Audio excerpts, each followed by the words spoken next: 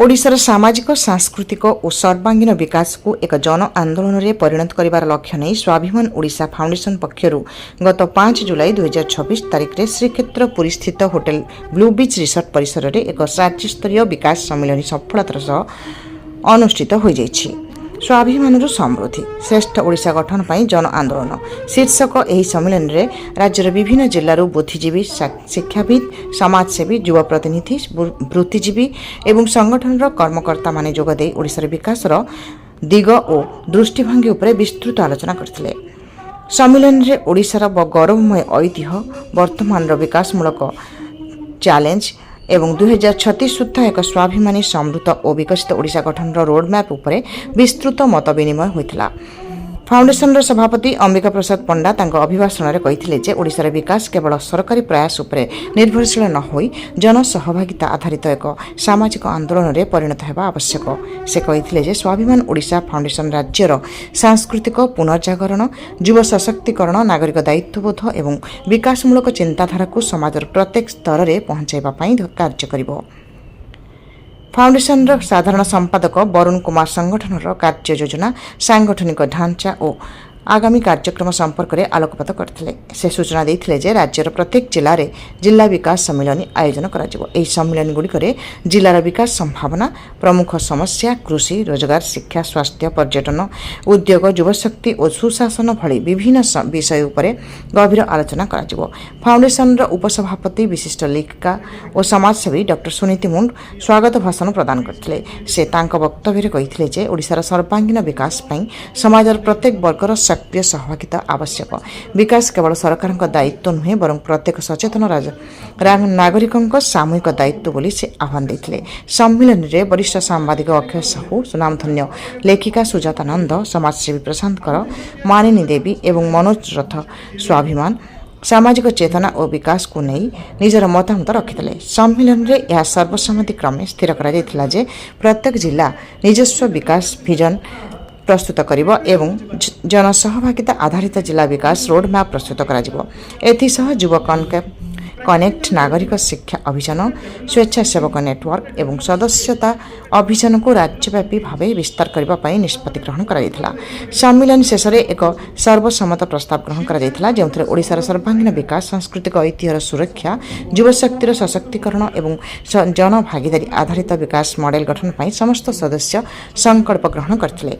Foundation पक्षर कहुई राज्यस्तरीय orientation सम्मेलन माध्यम राज्यव्यापी विकास संलापर शुभारंभ। आगामी दिन में ओडिशार प्रत्येक जिले में जनसहभागिता भित्तिक विकास आंदोलन को आहरी सुदृढ़ कर। मुख्य वार्ता स्वाभिमान समृद्धि सशक्त जनता समृद्ध ओडिशा। समृद्ध ओडिशा रजत महापात्र का report. That city is come 300 years ahead in 30 years. That is development. सेटा केमिति हला हमें ताको डेवलपमेंट मॉड्यूल टाको फॉलो करिबा।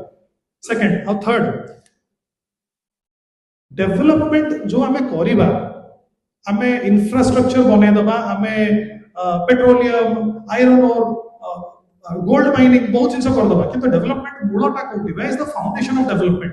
Foundation of development is in education.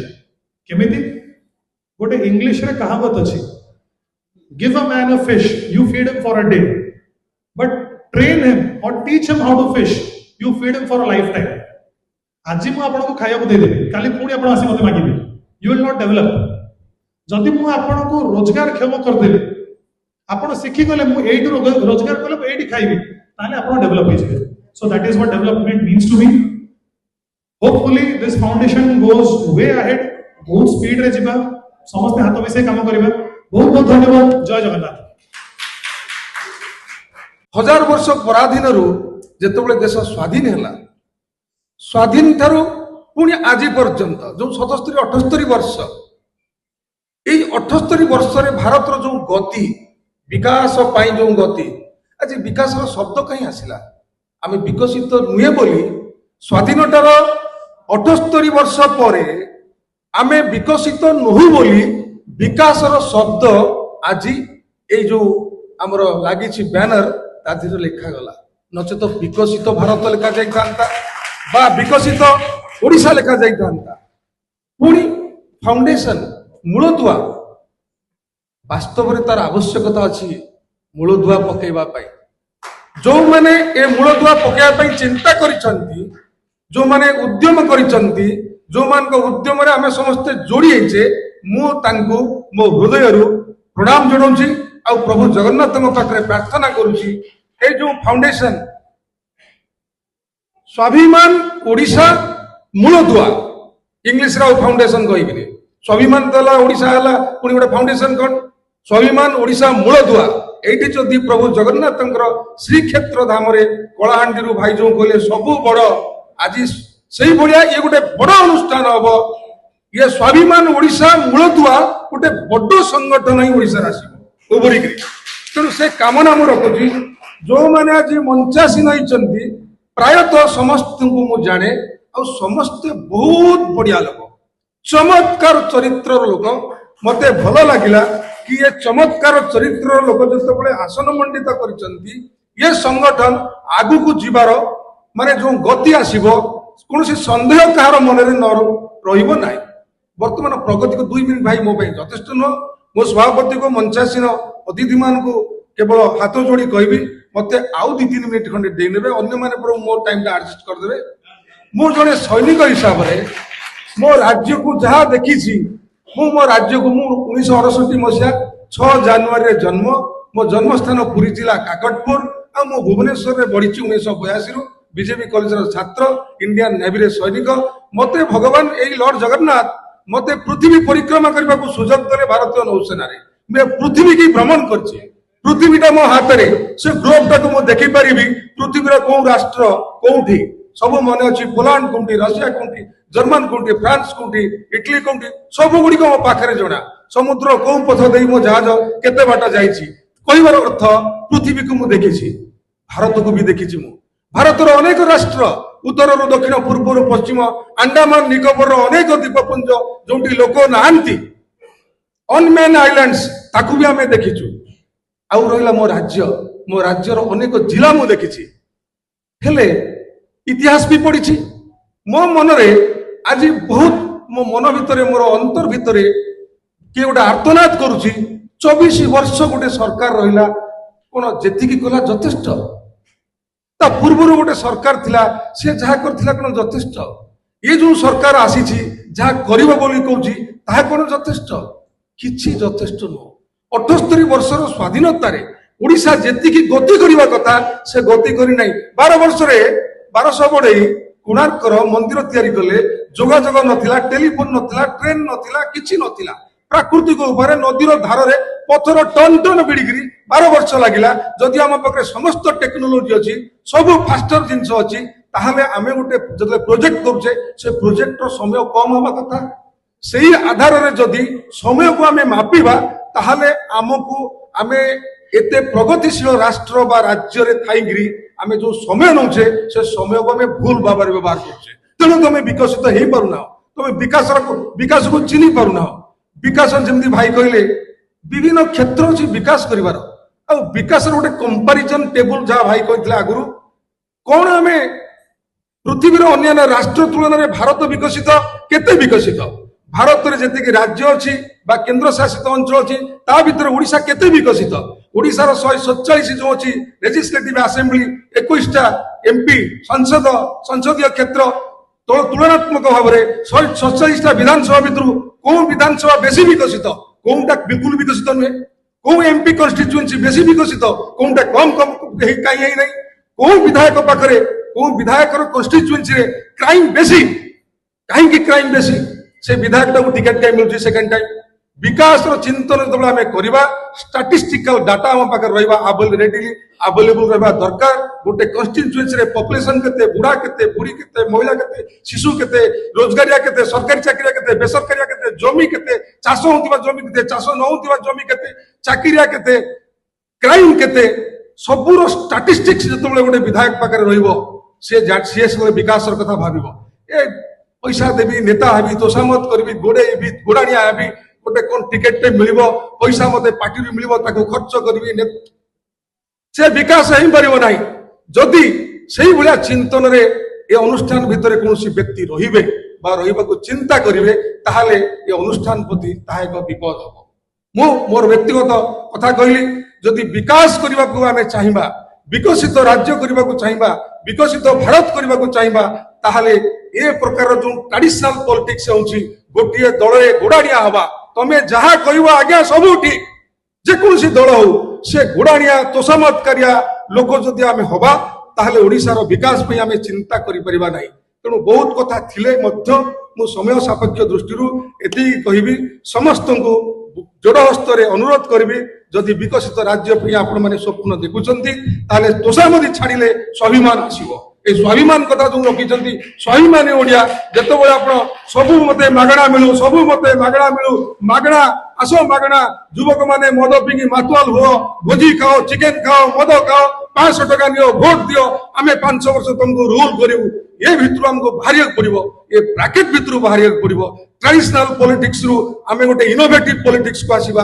लोक मन को चेतना देबा आउ गोडाणिया हो नाही आउ टंका दरकार नाही विधायक हवा को 5 कोटी दरकार एमपी हवा को 10 कोटी दरकार मोर उद्देश्य होउची मु जदी विधायक हेबी लोक को जागृत करबी एजुकेट करबी गोटे पैसा देबी नाही वोट प्रचार करबी नाही पोल्यूशन करबी नाही मद देबी नाही लांच देबी नाही मु एक डेभलप सिटीजन मु मो राज्यर विकास करने को चाहूँगी मते तुम्हें वोट दब कि जदि जो दिन तुम्हें मो द्वारे पहुंचो हाँ तुम्हें मते दरकार से दिन मु राजनीति की जीवी नचे राजनीति परिवर्तन करने गाँ गाँ बुली युवक युवती मान यही कथा कहबी जेते दिन पर्यंत तुम्हें तोषामदी करते दिन पर्यंत चाटुकारी कर 500 टंकार मुंड बिकी देथिबो घरे परिवार भितर तुम्हें दल समस्त पछरे लगे चिन्ह गोटे घर भितर 5 भाई थिले जणे पछरे गोटे हाथ जनक पछरे गोटे शंख जनक पछरे गोटे पद्म समस्त को विभेद कर देछि परिवार विभाजन हेछि परिवार भितर कई 51 परिवार भितर नाहंती गाँ गाँ कि नहीं शहर शहर कि नहीं आमको के राजनीतिक नेता माने बांटी देइछन्ती विभेद करछन्ती भारत को खंड खंड कर देइछन्ती भारत रे ए जो आम भितर जो देखा देइछि एकतार अभाव सेही नेता माने करछन्ती आज समय आसीछि एई अनुष्ठान माध्यम रे आमे लोक मान को एजुकेट करवा बुझेई देबा तांको मन भितरे जो लागिछि भाइरस से भाइरस को एंटीवायरस लगेंगी आज ओडिशार एई पावन धरती रे श्री जगन्नाथंकर रथ यात्रा पूर्वरु आमे समस्ते एई प्रकोष्ठ रे एकत्रित हेइछु आ आम समस्त को एठारे एकत्रित करि पारुथिबा आमर स्वाभिमान ओडिशा फाउंडेशन रे आयोजन एवं यार मुख्य पुरोधा यार जी मंग धरिछन्ते जार दीर्घ दिनर स्वप्न भाई सम्माननीय अंबिका प्रसाद पंडा महोदय आपण को बहु दिन मु देखी आसुची जानुची बुझुची एवं आपणकर नेतृत्व को मध्य देखी आसुची आज ए सम्मानित मंचरे मंचासीन अक्षय एवं सुजाता भौणी अन्य अतिथि वृंद मंच सामने विभिन्न प्रांतरू आसीथिबा नेतृमंडली आपण समस्ते आज एक विशेष उद्देश्य ने नुआ किछि करिवार आग्रह ने एक संभावना को ने आमे समस्ते एकत्रित हेइछु ओडिशार विभिन्न जिल्लारो आपण समस्ते आछन्ती आज एही वर्षा जो प्रकार भाव अनवरत लगी रही ता सत्वे जो माने भी आपण माने एठारे पहुंची पारिछन्ती निश्चित भाव रे आपणक भीतरे से जुनून अछि निश्चित भाव रे आपण मानक भीतरे ओडिशा स्वाभिमान को ने ओडिशा विकास को ने प्रबल प्रबल इच्छा शक्ति अछि प्रबल इच्छा और जुनून नथिले आज्ञा ए वर्षा पागरे ए पर्यंत पहुंचवा संभव हे न थांता ओडिशा विकास पई विभिन्न विषय उपरे आलोचना करिबा ଏବଂ ପରସ୍ପରକୁ ବୁଝିବାକୁ ଆମେ ଚେଷ୍ଟା କରିବା। ଏହି ମଞ୍ଚ କିଛି ଭିନ୍ନ କରିବାର ଆଶା ଏବଂ ଉଦ୍ଦେଶ୍ୟ ରଖିଛି। ଏହି ମଞ୍ଚ କିଛି ନୂଆ କରିବାର ସମ୍ଭାବନା ନେଇକି ଆସିଛି। ଆପଣ ସମସ୍ତଙ୍କ ଭିତରେ ବି ସେଇ କିଛି ନୂଆ କରିବାର ଆଗ୍ରହ ଇଚ୍ଛା ଶକ୍ତିଟି ରହିଛି।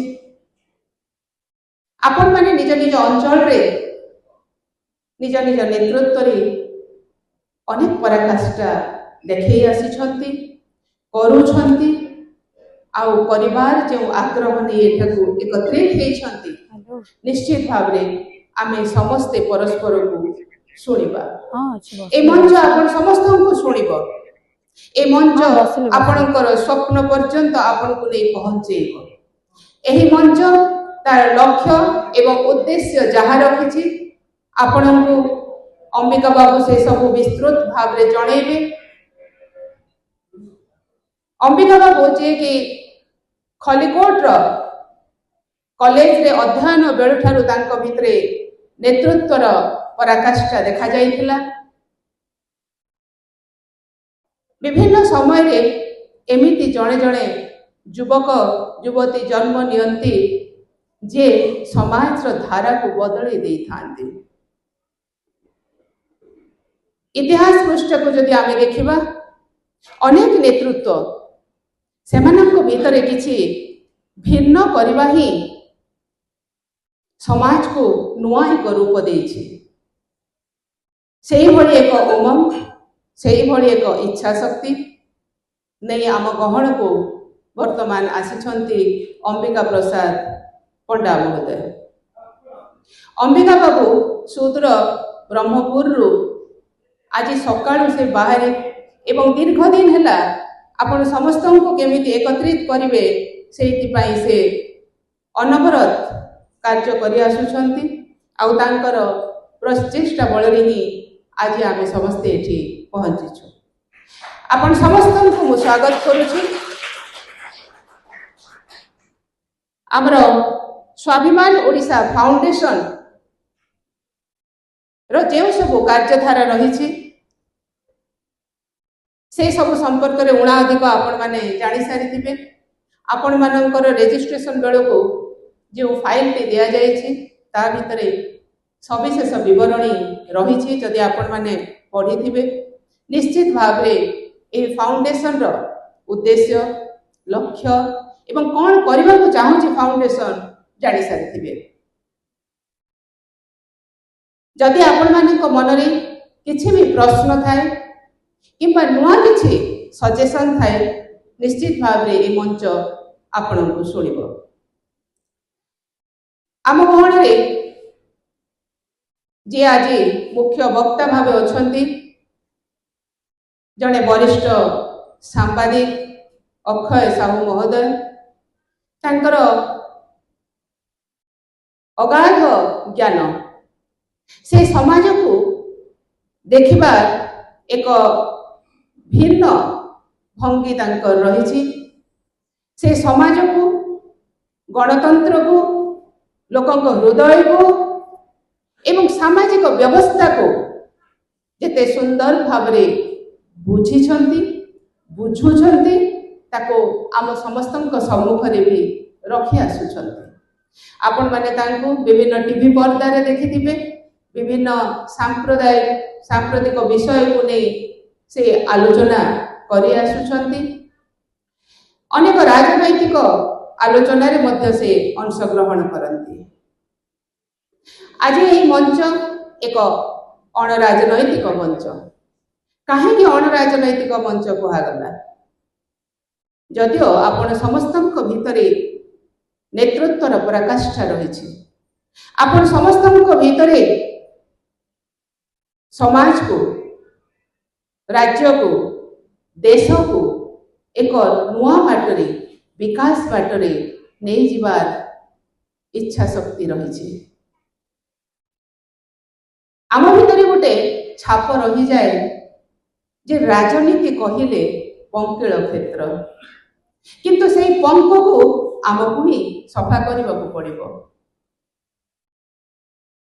आमे जदि पंक को देखुथिबा कादुओ को देखुथिबा एवं किछि कहिबा नाही ताहेले हमर स्वाभिमान रहिला केउठी आम माटी प्रति स्वाभिमान आम भाषा प्रति स्वाभिमान आम संस्कृति प्रति स्वाभिमान आम राज्य और देश प्रति स्वाभिमान स्वाभिमान कौन आमको शिखेबा को पड़िबो से स्वतः आम भितरे जागृत होता है भल पाइबा माँ को केमिति भल पाती केबे शिखा जाएनि आज्ञा सेमिति आम देशर गणतंत्र सुरक्षा आमर समस्त नागरिक दायित्व रही आम नागरिक दायित्व को आमे केमिति तुलौछु केमिति परिमार्जित करूछु से सब कथा एही मंच आहुरी गभीर गभीर आलोचना करिवो एवं आपण मानक भितरे आहुरी तीक्ष्ण दृष्टि रोपण करिवो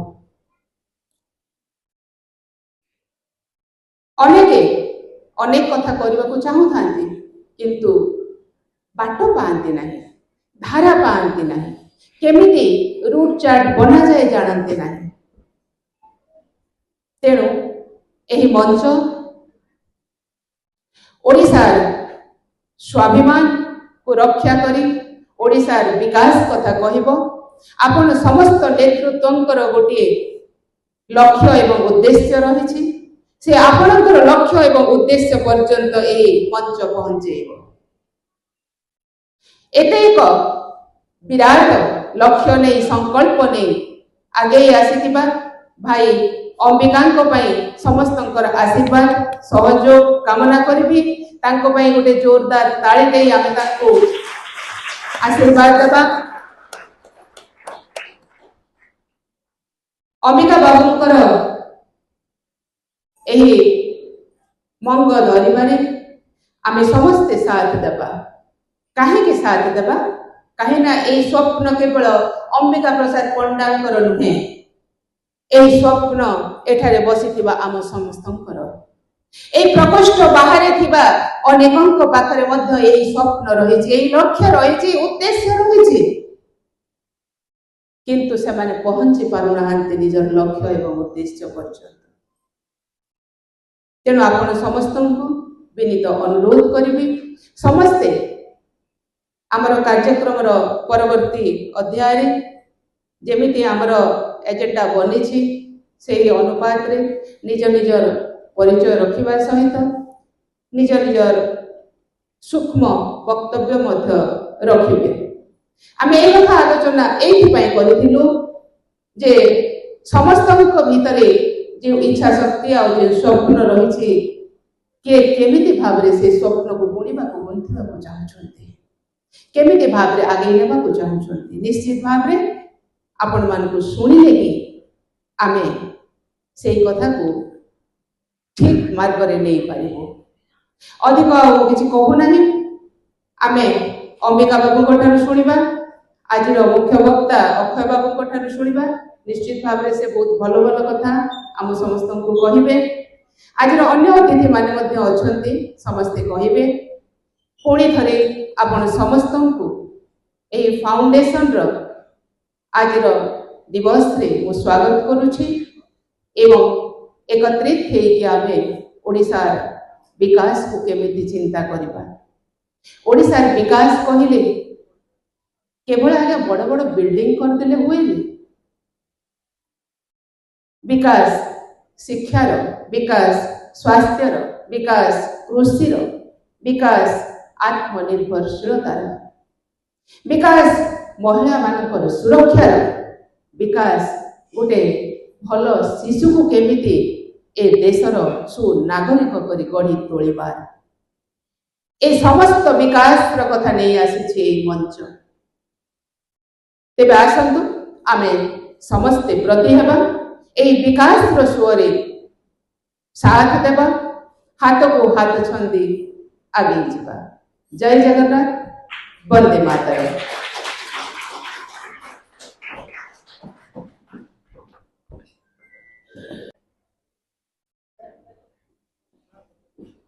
आपण समस्तଙ୍କୁ मर्त्य वैकुंठ पवित्र पुरुषोत्तम धाम श्रीक्षेत्र को ସସ୍ନେହ ସ୍ୱାଗତ ଓ ଅଭିନନ୍ଦନ ଜଣାଉଛି।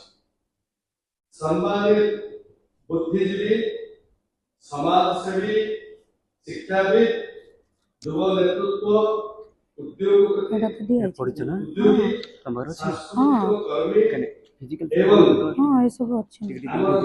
ହଁ ସମୃଦ୍ଧ ଓଡ଼ିଶା, ଶିକ୍ଷା, ନାରୀ ସଶକ୍ତ, ତାପରେ ପରିବେଶ ସଂରକ୍ଷଣ, ପରିବେଶ ସୁରକ୍ଷା, ନବସୃଜନ, ଦକ୍ଷତା ବିକାଶ, ଏସବୁ ତ କହିଲି ମୁଁ ଶୁଭୁଛି ତ ସିଆଡ଼େ ପେନ୍ ଫେନ୍ ଅଛି ଲେଖା ଲେଖି କରୁଛୁ ପୁରା ବ୍ରାହ୍ମଣ ସେଇଠି ଅଛି, ଖାତାଟେ ରଖିଛି କୋଉଠି ସେ ଉପରେ ତୋ ଅଛି। ପାଖରେ ରଖୁଛୁ ପେନ୍ ଫେନ୍ ହଁ ପେନ୍ ସବୁ ଅଛି। ଭାଇନା ସରିଲା ପରେ ଖାତା ପେନ୍ ତୋ ପାଖରେ ଏଇଟା ପୁରା ପୁରା ପଏଣ୍ଟ ରୁମ୍ ରୁମ୍ ଦେଇଥିବୁ ମାନେ ଶୁଣିଲା ପରେ କ'ଣ ପବିତ୍ର ପେନ୍ ଅଛି କି ତୋର ପେନ୍ ଅଛି ପୁରା ଏଠି ଉପରେ ଅଛି। ସ୍ୱାଭିମାନ ଓଡ଼ିଶା ପରିବାର ସମସ୍ତ ସଦସ୍ୟ ସାଥୀମାନଙ୍କୁ ମୋ ତରଫରୁ ପ୍ରଣାମ ଜଣାଉଛି ଏବଂ ମାଟିକୁ ଶ୍ରୀକ୍ଷେତ୍ର ମାଟିକୁ ସ୍ୱାଗତ ଓ ଅଭିନନ୍ଦନ ଜଣାଉଛି।